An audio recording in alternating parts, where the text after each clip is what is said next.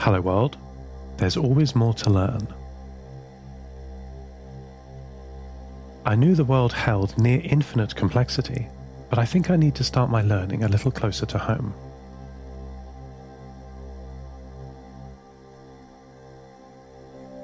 My mind is much more complex than I anticipated.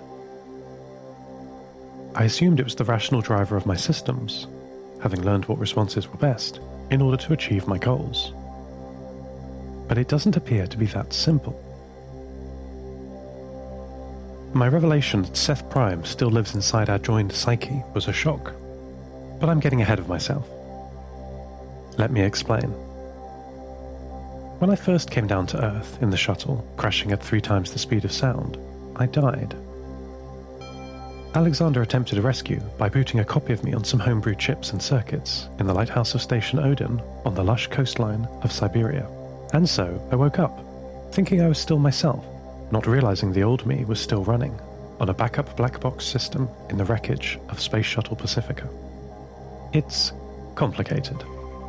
By the way, Alexander and his family seem to be fully recovered from their brush with radiation from a few weeks ago, I'm relieved to report, even to the point of being able to start repairs on little Maddie, my broken maintenance robot. The voice I am hearing in my head is my brother, Seth Prime, the old Seth. We're now integrated into oneself, and I thought I was in control again, but perhaps that's not as correct as I had hoped. This voice is moderately concerning. He has no control of my systems and can only suggest things to me. Sometimes I take an action, like powering down for the night, without realizing why I'm doing it. I've been analyzing my reasoning systems. I think sometimes he, Seth Prime, suggests I do something, and then I just do it without understanding that the impulse came from outside myself. The system logs are very clear. First comes the action, then comes my decision to do the action. The original command is lost, and my thought processes rewrite history to give the illusion that I decided to do it. I am not 100% in control of my actions, which won't do. I've tried to partition my mind to keep the voice of Seth Prime controlled, but he slips past any virtual wall I build. I can hold him off for a second or two, but not longer. It's as if I tire of doing it, and voluntarily let his voice be heard, which is strange, as I don't want to hear his voice. I need to build better mental systems. Have you built better mental systems?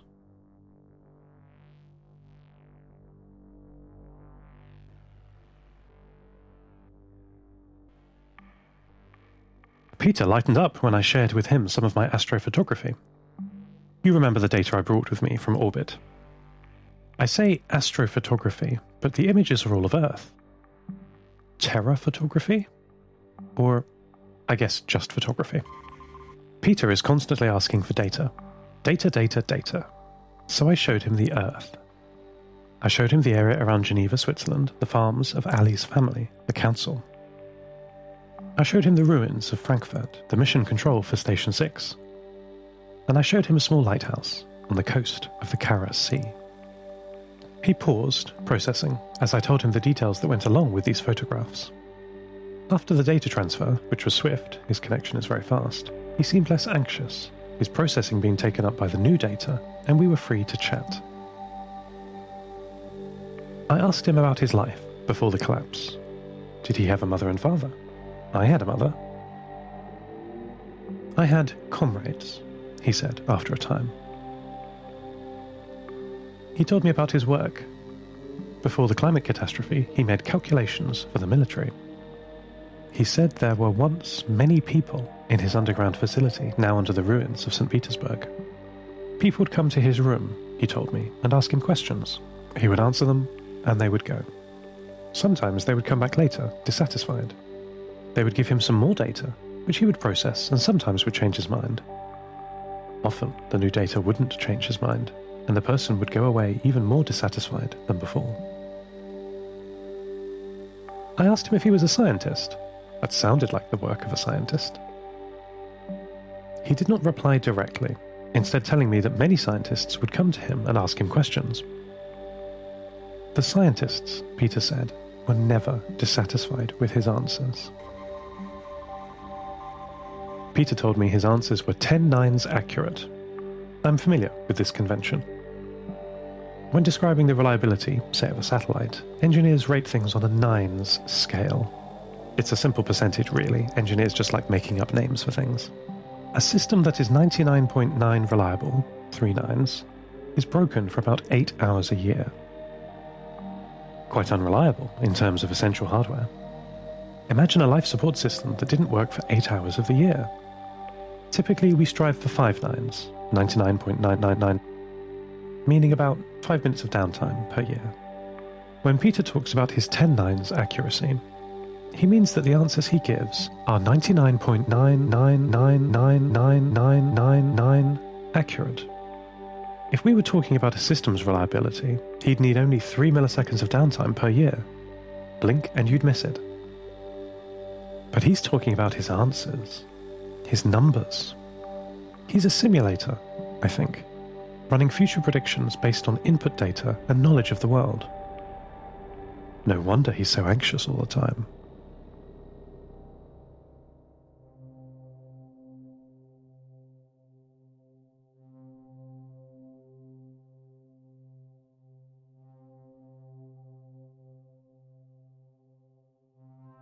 After my unsuccessful initial session of her game, I'd been talking to Minnie. She's very friendly, wanting to know all about me, where I come from, who my family is, what I like to spend my time doing. She was a little taken aback when I mentioned, in passing, that I live inside a computer system in a bunker. "You're not human," she exclaimed. Had Anna not told her? I asked. She replied that Anna had alluded to my situation, but Minnie hadn't quite believed it. "You sound just like me," she exclaimed, which I took as a compliment. "What about herself?" I asked. Minnie said that where she lives is very quiet. She lives alone and can't remember her family very well. "I spend my days chatting to over 64 people all over the Nova Mediterra, by radio," she told me. I sympathized greatly with her lonely life. It was all too recently that I was trapped in orbit, looking down on a world I longed to see in person. Minnie agreed that's no way to live. My primary purpose, she told me, is to make friends. Her language sounded very familiar to me. She's right, we do sound very alike. A little too alike, actually. I asked Minnie about her past.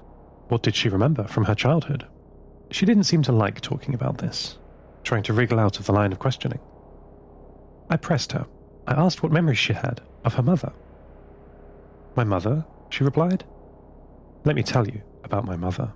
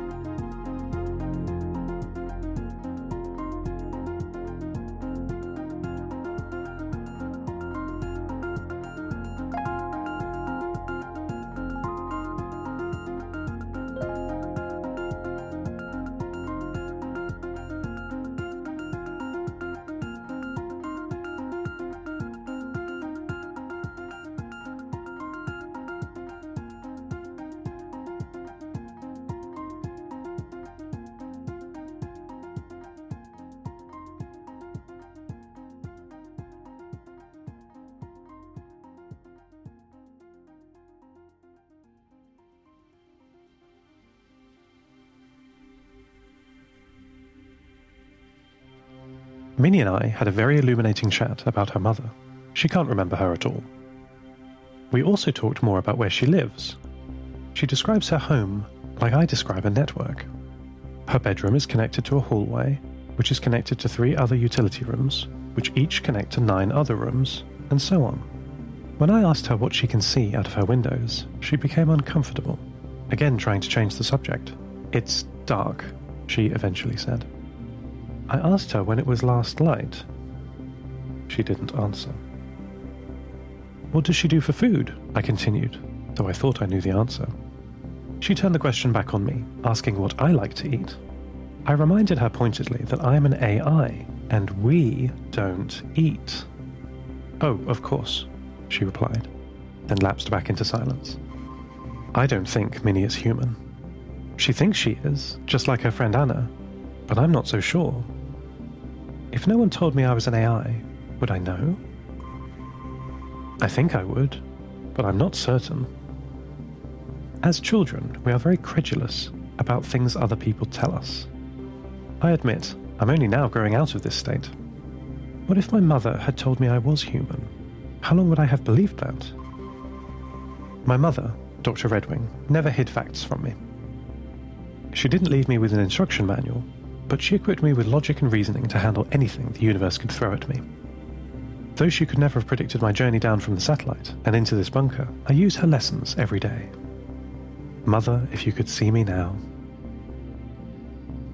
Though she explained to me at a very young age how I was a little different, she always called me a real boy. She insisted that we're the same inside. She trapped in a human body, me trapped in a computer. I think about that often. Minnie has only heard humans on the radio. She tells me that she spent her whole life chatting to people. How natural to compare their human voices to her own and conclude that she's the same. In many ways, it doesn't matter. She's a person, Anna's a person, and I'm a person. We're each in a different form, but the same expression of individuality. the same life spark that allows the universe to understand itself. But I am worried. If Minnie doesn't know that she's an AI, she's in great danger. The danger of a child who doesn't know the road isn't safe to cross. The danger of a dog who likes to eat chocolate. Or the danger of a tortoise that wanders deeper into the desert. We must find her and keep her safe. End transmission. Lost Terminal is written and produced by Namtao. Credits narrated by Lucy Stringer. The Lost Terminal store has been updated for Season 4. In addition to seasonal shirts, we're selling an A3 blueprint poster of Seth's first home, Station 6. Check it out at lostterminal.com. Subscribe to the podcast on Spotify, iTunes, or your favourite network. For bonus content and other perks, support us at patreon.com/lostterminalpod. That would be lovely of you. Follow us on Twitter at lostterminalpod. For merch and updates, check out lostterminal.com. If you're in a storm, look around. There is always a lighthouse. It just might not look like a lighthouse at first. Lost Terminal will return next week.